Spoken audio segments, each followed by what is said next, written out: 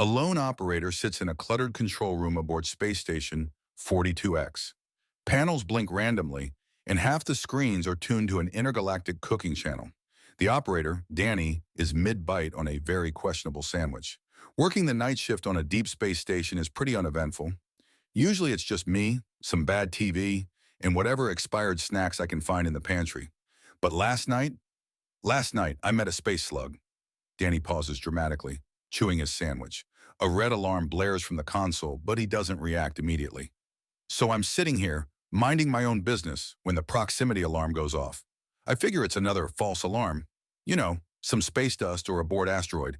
But no, this time it's something else. Danny walks over to the window, where a massive glowing slug is plastered against the station's hull. Its slimy body shimmers in cosmic hues, and its antennae twitch curiously. At first I think, oh cool, a cosmic jelly bean. Then it moves, and I realize it's alive. Like really alive. And really sticky. The slug slithers up to the observation window, leaving a trail of glittery goo. It blinks slowly, like it's judging Danny's sandwich. I do the only logical thing. I wave, and it waves back with an antenna. That's when I know I'm in trouble. Danny grabs the comms mic and starts talking to the slug, which has now begun tapping on the glass rhythmically. Hi there, buddy. Can I help you with something? Or are you just here to vibe? The slug tilts its head, then spits a glob of glowing slime onto the hull. The goo spreads rapidly, forming what looks like a smiley face. Okay, cool. You're friendly. That's great. But you're also eating the paint off my station. Can we not do that? The slug's antennae droop like it's offended.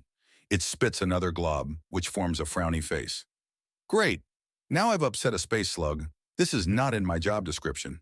As Danny scrambles to figure out what the slug wants, the station's pantry alarm goes off. A low mechanical voice booms from the console. Warning. Snack storage levels depleted. Wait, are you here for the snacks? The slug perks up, tapping the window with excitement.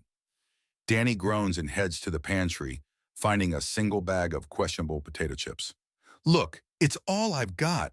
If you want it, promise you'll stop sliming the station. He tosses the chips into the airlock.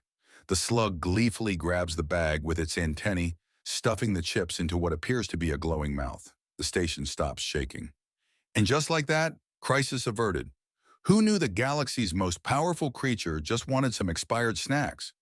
The slug detaches itself from the station, leaving behind a sparkly "thank you" written in slime. Danny sighs and collapses back into his chair, flipping back to the cooking channel.